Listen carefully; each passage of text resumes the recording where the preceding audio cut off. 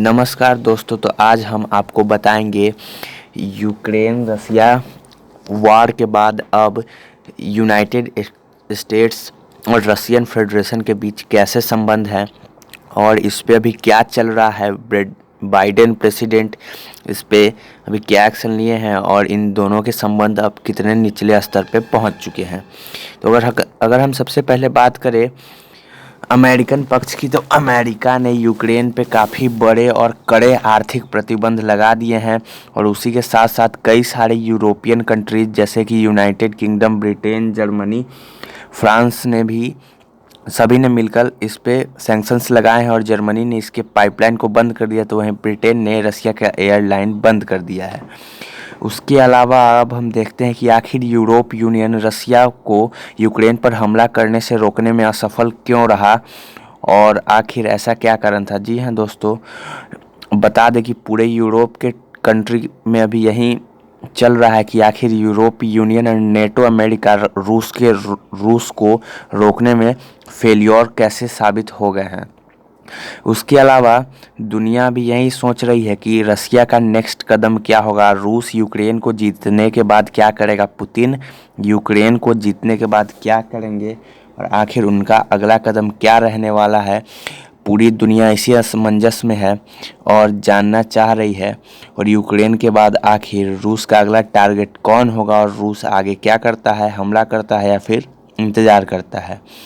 और उसके बाद देखिए यूक्रेन और रूस में जो अभी वॉर हुआ है, इससे पूरे यूरोप का जियोपॉलिटिक्स बदल चुका है और एक नया जियोपॉलिटिक्स रूप लेगा। बहुत सारे देश जो कि इस वॉर के बाद हो सकता है रूस में शामिल हो जाए या फिर रूस का पक्ष लेने लगे, क्योंकि अमेरिका और नाटो, यूरोप यूनियन रूस को रोकने में फेल्योर साबित हुए हैं।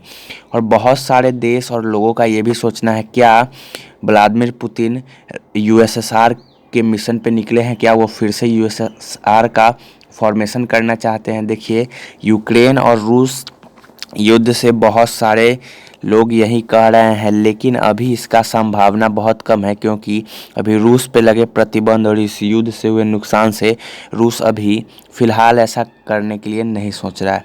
जी हाँ दोस्तों, उसके बाद अब हम देखें कि इससे दुनिया पे क्या प्रभाव पड़ा है और आखिर दुनिया में इससे क्या प्रभाव पड़ रहे हैं। जी हाँ दोस्तों, इससे रसिया की इकोनॉमी बहुत बुरी तरीके से प्रभावित हुई है और सैंक्शंस के बाद उसके शेयर बाज़ार में शेयर्स गिरने लगे हैं और मार्केट एक्सपर्ट्स का कहना है कि क्रूड ऑयल और नेचुरल गैस का दाम यूरोप में बहुत तेज़ी से बढ़ेगा। उसके अलावा अगर हम बात करें मिडिल ईस्ट की, तो मिडिल ईस्ट में भी जो है वो ऑयल प्रोड्यूसिंग कंट्रीज है, इसीलिए ऑयल का अगर दाम बढ़ता है, पेट्रोलियम क्रूड ऑयल का दाम बढ़ता है, तो मिडिल ईस्ट भी एक काफ़ी इम्पॉर्टेंट टॉपिक और जियोपॉलिटिकल रीजन बन जाता है, जिसके कारण अभी मिडिल ईस्ट भी इसमें प्रभावित हो रहा है।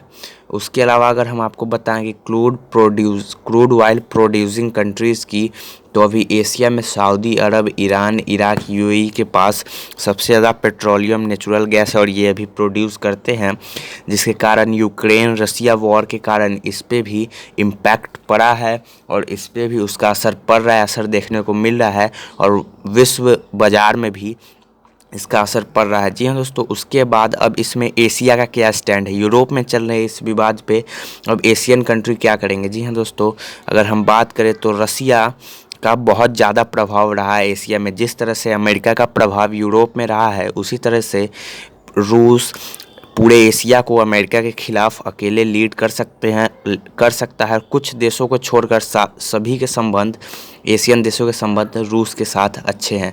जी हाँ दोस्तों, उसके बाद अगर हम एनालिसिस की बात करें तो एशिया में मोस्ट नंबर ऑफ ऐसे कंट्रीज आपको मिल जाएंगे जो कि रूस समर्थित देश है और इसीलिए इसमें रूस पे लगे सैंक्शंस के बाद ये काफ़ी इम्पोर्टेंट हो जाता है कि क्या एशियन कंट्री रूस से व्यापार करते हैं या फिर अमेरिका के चलते ये होता है या नहीं।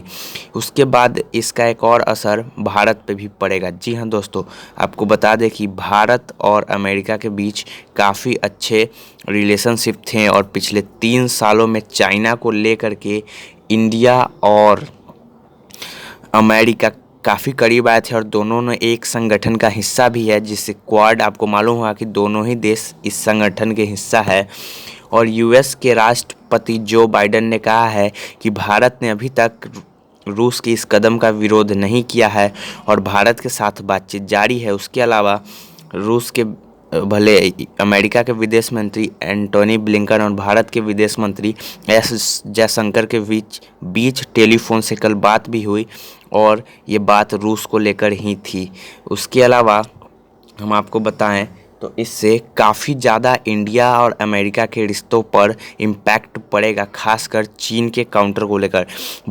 एशिया में चीन की जिस तरह से मन बढ़ते जा रहा है उसे लेकर के भारत और चीन एक साथ मिलकर के क्वाड बनाए हैं और उसमें इन दोनों मेंबर भी है।